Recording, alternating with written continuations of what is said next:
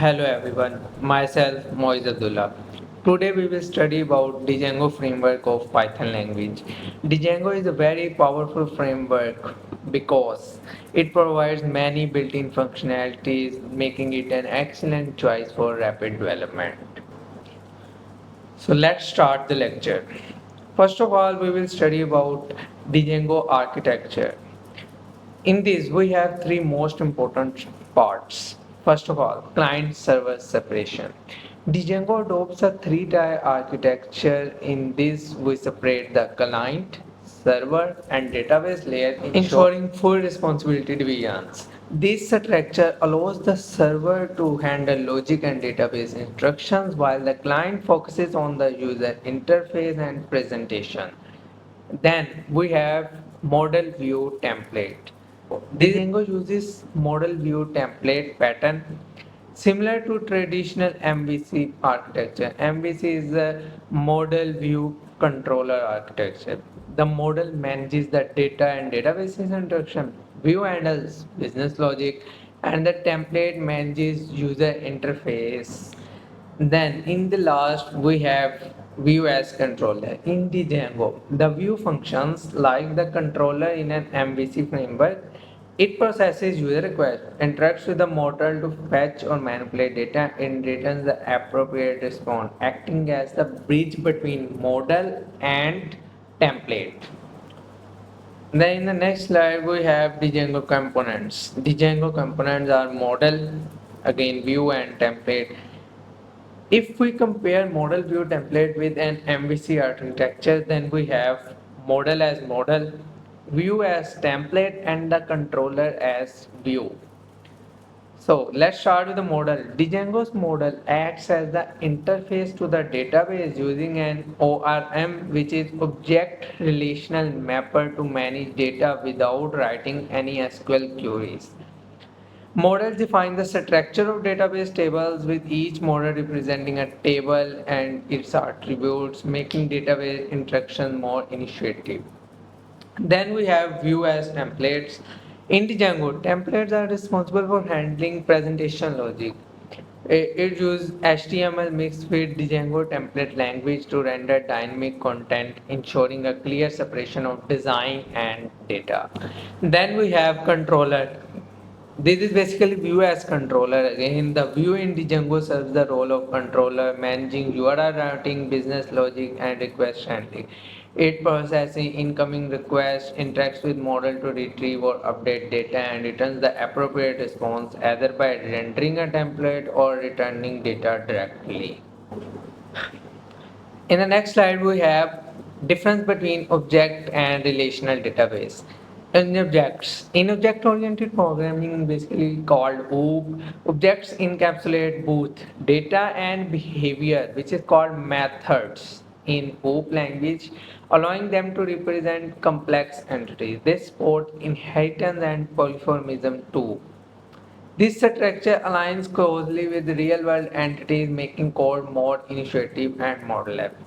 And in relational databases, it stores data in structured tables where each table consists of some rows and columns. Now we will explore objects in more detail.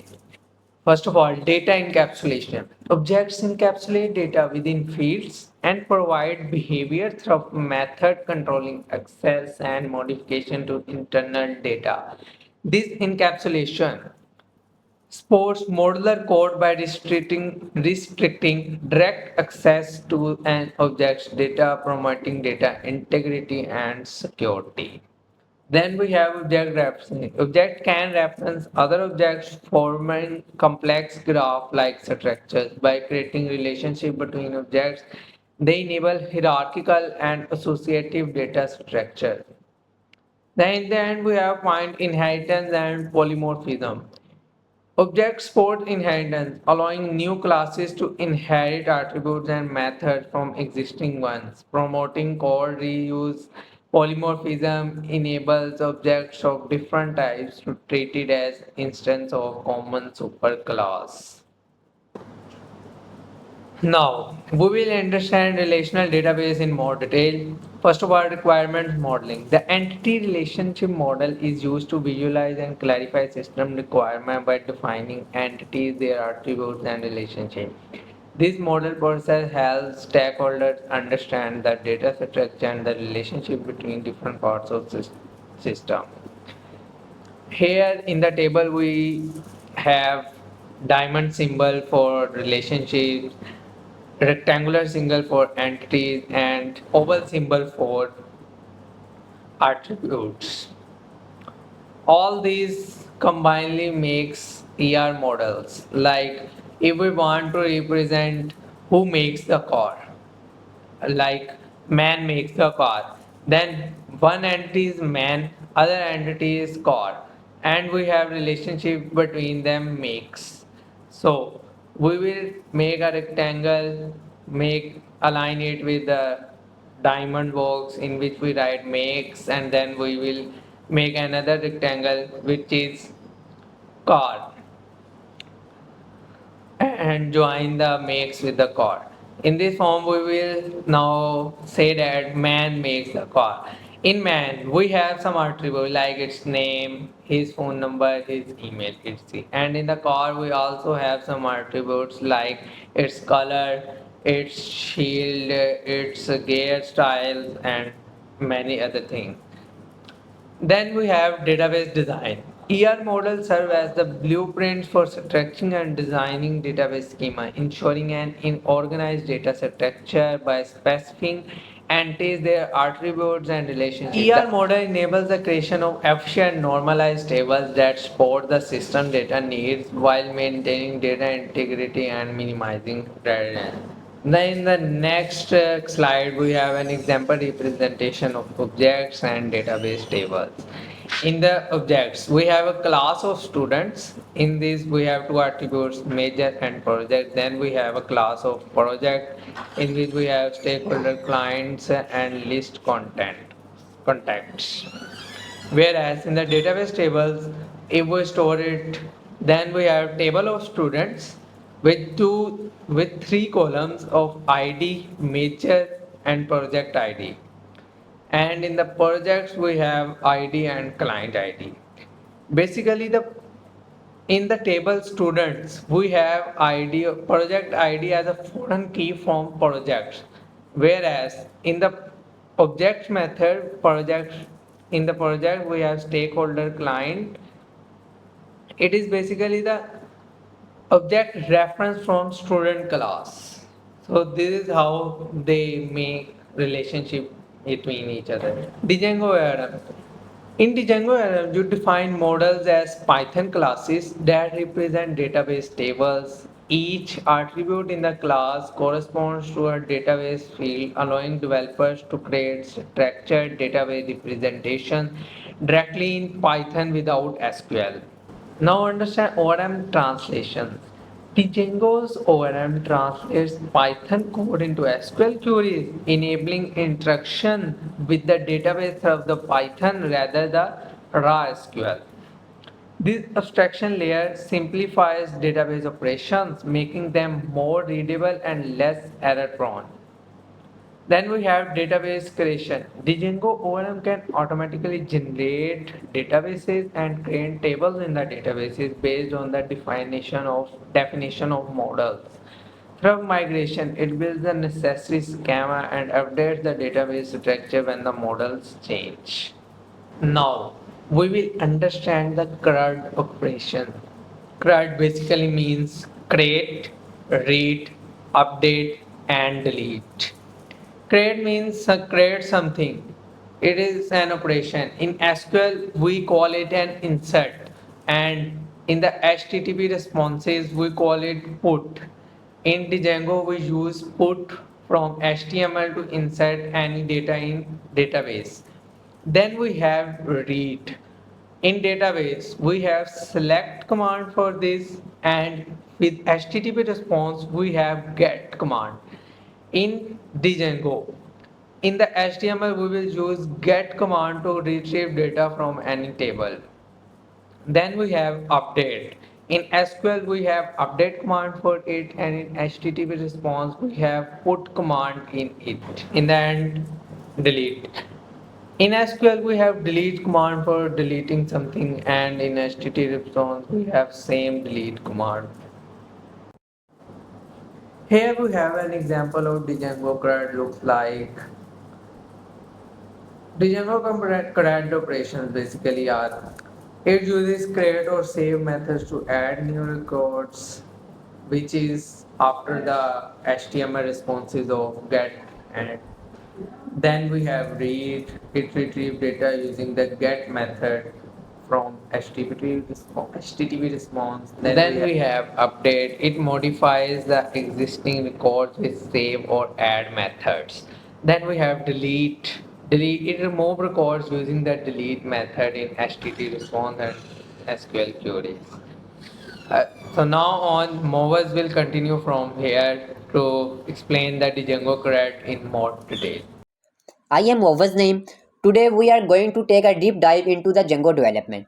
Our focus will range from understanding CRUD operations, URL routing and views to more advanced topics like logging and continuous integration. Whether you are just getting started with Django or looking to refine your skills, this guide will help you build robust web applications by following best practices. So let's start by discussing one of the most fundamental part of any application, CRUD operations. CRUD stands for create, read, update and delete. These operations basically the backbone to interacting with the database. The first one is the get the entry.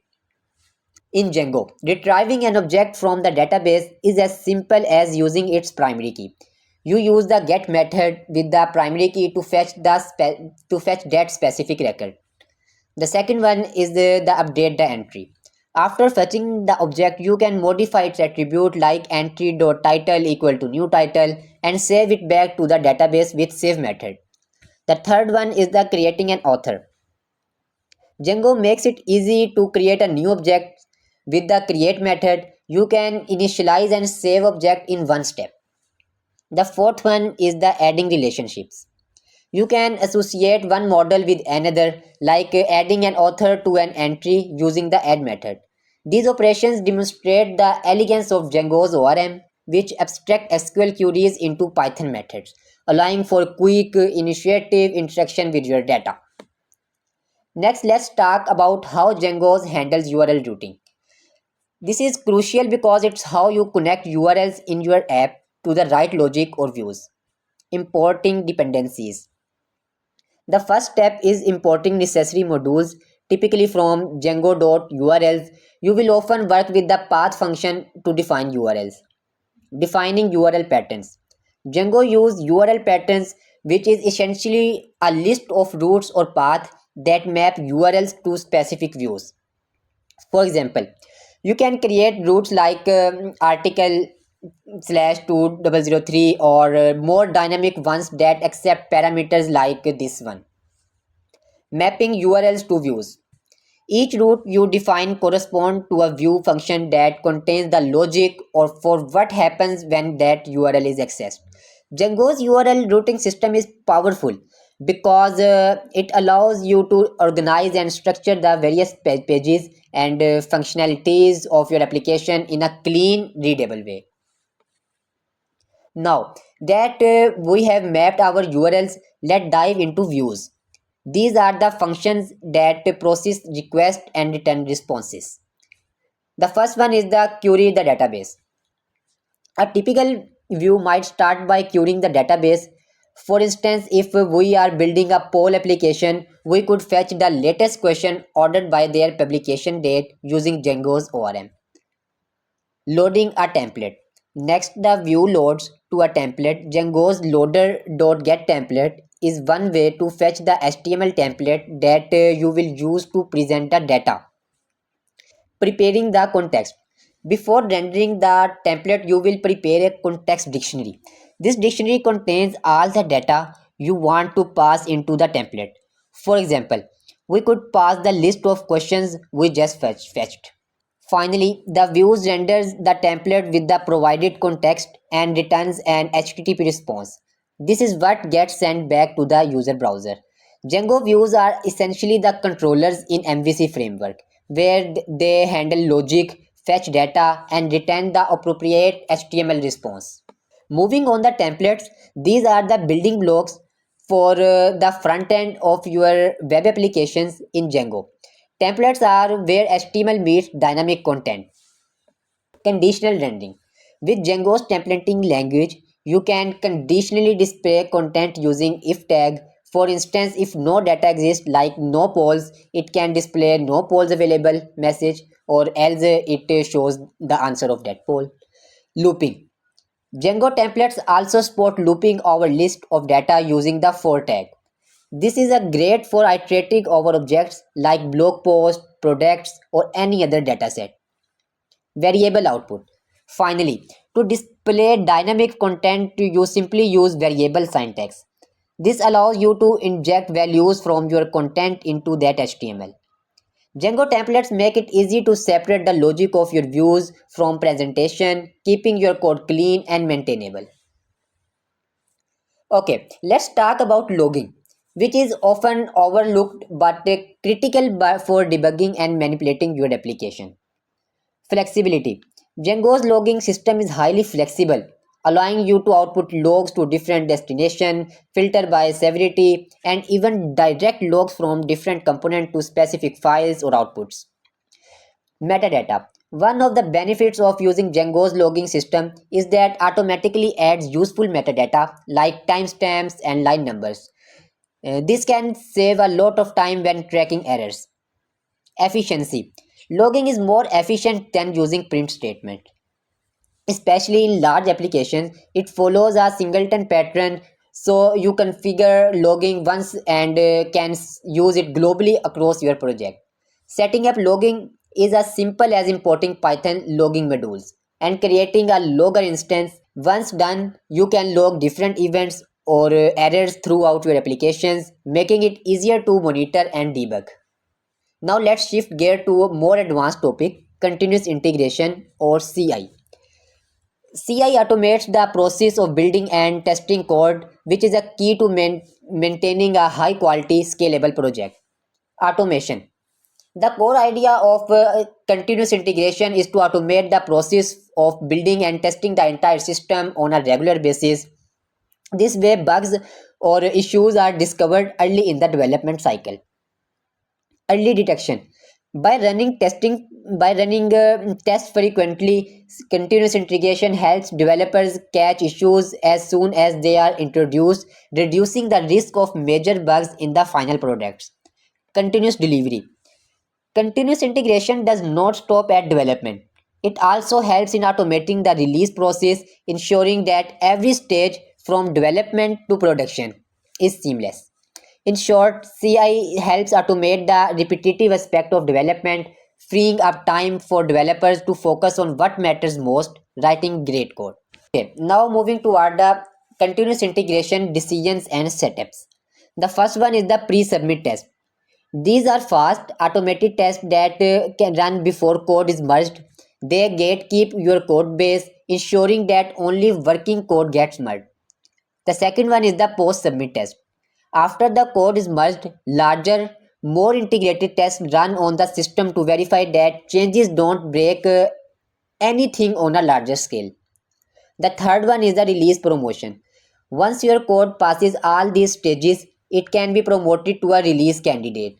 This is the final stage where the code undergoes extensive testing to ensure stability.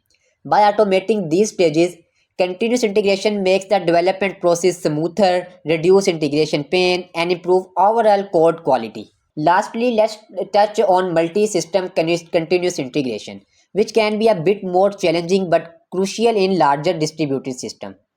Asynchronous versioning. If you are working with multiple repositories that are not synchronized, you need to find strategies to assemble different components and manage versioning between them. Testing limitations. It is impossible to test every revision combination when dealing with multiple systems. The goal is to identify suitable configuration that can be promoted for larger scale testing. Integration complexity. You need strategies to handle the complexities of integrating different system and version combination. Multi-system continuous integration ensures that even in a monorepo setup, your application can still be reliably built, tested, and delivered.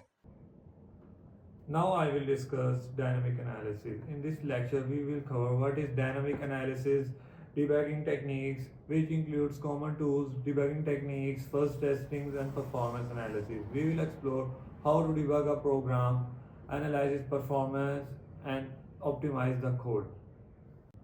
Now I will discuss common dynamic analysis tool. First of all, coverage tool. Tool that measure how much your code is executed during the testing. Think it of like a map which tell you the where the test your tests have reached and where it haven't. Help you to identify the untested section of your program or code. Second, debugger. Tools that allow you to pause the execution and inspect the program state. Tools like GDP, which help you to go through the each line of your code to identify the problem. It is like having a magnifying glass on each instruction of your code. Third, memory checker. Tools like Valgrind which help you to check if the code is using the memory correctly. So ensuring that it doesn't leak the memory or access the part of the memory that it shouldn't. Fourth, sanitizer. Sanitizer help to identify a specific problem like memory corruption that can cause bug or a security risk. Address sanitizer help you to identify or catch the memory related problem. Fifth, profiler. Profiler keep the track of the program performance, showing you which part of the code use the most CPU or memory. It help you to pinpoint the areas of the code which need optimization. We will discuss what is debugging. Debugging is a process of finding and fixing the bug or a problem in a code. We will see the steps for doing a debugging. First, witness the test failure. Start by running the test and see where it failed. Second, understand the test case. Make sure that you understand what the test is supposed to do and why it is failing. Third, check for the memory errors. If there is no sudden crash, in a code, use a memory tools like Valgrind to check for the memory related problems. Fourth, use a debugger.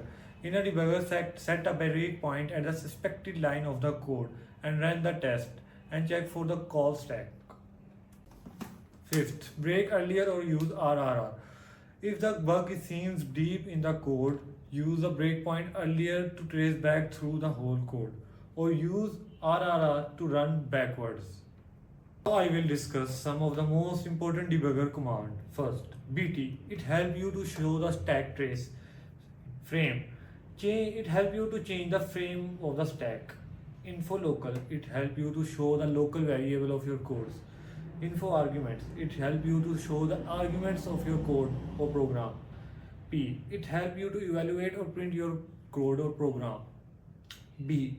It helps you to set a breakpoint anywhere in your whole program. C. It helps you to continue your program. Reverse count and run in reverse is also a very helpful debugger command.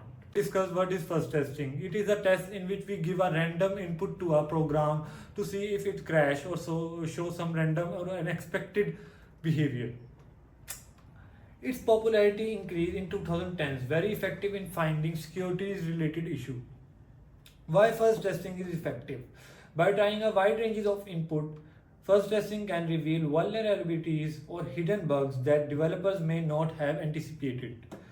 Often used to uncover security flaws, it can be especially effective in applications where unexpected input can lead to a security issues. Enhancement can be enhanced with the coverage feedback. Advanced first testing uses algorithms and sometimes neural network to create a smarter input that target a specific part of a code, making the test more tough. What is a performance bug? Performance bug is an issue that can make a software run slower or fail to meet the certain performance goal like smoothness. Example of performance bug. Missed deadline. If the software doesn't meet the deadline or it is unable to make the software run smoothly, like in the areas like GUI and animation. Responsive issues.